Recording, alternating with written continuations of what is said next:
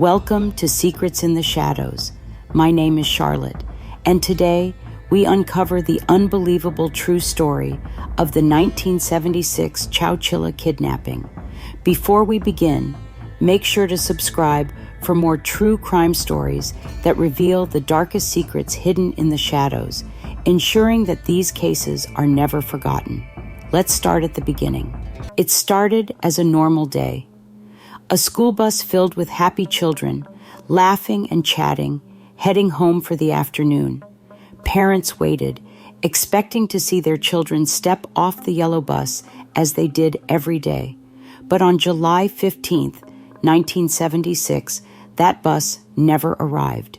Instead, an empty road, an abandoned bus, and 26 children, along with their driver, missing without a trace. The small town of Chowchilla, California, was thrown into chaos. Panic spread like wildfire. The question on everyone's lips, where were the children? This was no accident. It was a carefully planned, calculated crime that would leave scars for decades to come. What followed was one of the most terrifying mass kidnappings in American history, a crime so sinister, so unimaginable, that even today it sends chills down the spine. It was July 15th, 1976, a sunny afternoon in Chowchilla. The Dairyland Elementary School bus, driven by 55-year-old Ed Ray, was making its usual route. The children had just finished summer school, eager to get home. Some were talking about what they would do later. Others were dozing off against the window, just an ordinary day.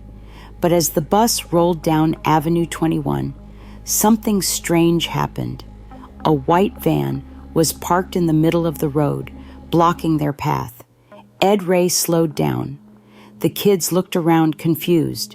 Then, before they could react, 3 masked men stormed onto the bus, waving guns. "Nobody move," one of them shouted. Panic set in. The children clutched their seats. Some began to cry. But Ed Ray, the gentle and beloved bus driver, tried to keep them calm. Stay quiet. Stay together. But there was no stopping what was about to happen. The masked men forced the children and Ed Ray off the bus and into 2 waiting vans. They had no idea where they were being taken. The windows were blacked out. The air was thick and suffocating. The hours dragged on. It was a journey into the unknown, into darkness, into pure terror. For 11 hours they drove, deeper and deeper into the California countryside. The children, exhausted, hungry, and afraid, huddled together. Some whispered prayers, others held hands. But the nightmare was far from over, because when the vans finally stopped, the horror had only just begun. They were led out into complete darkness. The kidnappers had taken them to an old rock quarry in Livermore, more than 100 miles away. And beneath the ground, they found their fate waiting, a buried moving truck. Inside, it was a coffin-like prison, hot, airless, and terrifying. Mattresses lined the walls. There was barely enough food or water. A small vent provided the only air. And worst of all, the kidnappers locked them in. No way out, no escape, just darkness. Hours passed. The fear was suffocating. The children were crying. Some were slipping into silence, too exhausted to react. But Ed Ray refused to give up. He and a 14-year-old boy, Michael Marshall, knew they had to do something. Together they began digging, clawing at the wooden ceiling, pushing against the weight of the dirt above them. It took hours, every ounce of strength they had left. But finally, the wood cracked, a sliver of light, hope. One by one they crawled out, dirt-covered, shaking, exhausted. But they were free.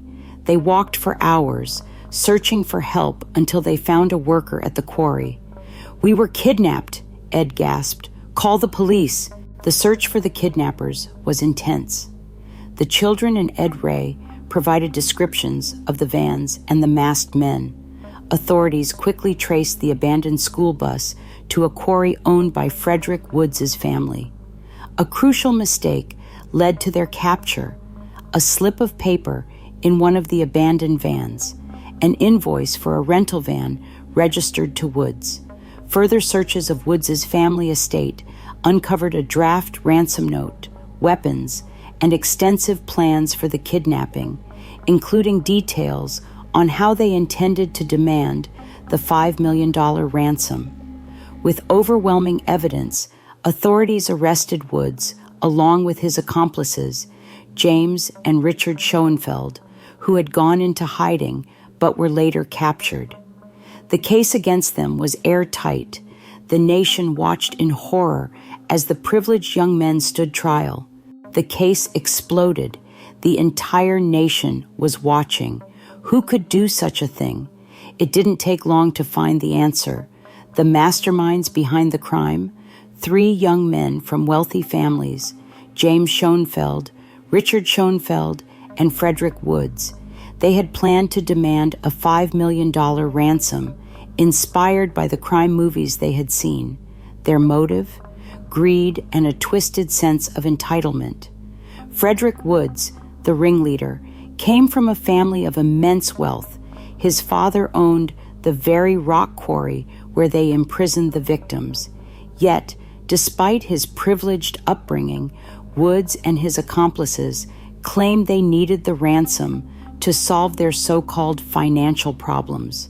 They were influenced by the idea of a perfect crime: kidnap children, demand ransom, and disappear into luxury. But their plan fell apart when the victims escaped before they could even make the ransom call. The trial of the 3 kidnappers, Frederick Woods, James Schoenfeld, and Richard Schoenfeld, was one of the most highly publicized cases of the decade. Prosecutors painted them as entitled criminals who carefully planned the kidnapping, intending to extort a $5 million ransom. During the court hearings, the kidnappers showed little remorse. Evidence presented in court revealed they had stockpiled supplies, indicating they were prepared for a prolonged negotiation process had the children not escaped. The prosecution argued that the physical and psychological trauma inflicted upon the victims was immeasurable. In 1977, the 3 men were convicted of 27 counts of kidnapping for ransom and sentenced to life in prison without the possibility of parole. However, in 1980, an appeals court ruled that they were eligible for parole due to California law at the time, which did not classify their crime under life without parole sentencing. In 2012, Richard Schoenfeld was released on parole. In 2015, James Schoenfeld walked free. And in 2022, after nearly 50 years, Frederick Woods, the mastermind, was granted parole. In March 2023, survivor Jody Heffington was featured in a CBS News special, discussing the lasting trauma and her fight to keep her captors behind bars. On December 2023, CNN released a documentary titled Chowchilla, exploring the case and its ongoing impact. What do you think? Should these men have been freed? Let me know in the comments. And if you want more true crime stories that reveal the darkest secrets hidden in the shadows, make sure to like and subscribe. Your support helps us continue bringing these stories to light, because the truth is always waiting to be uncovered.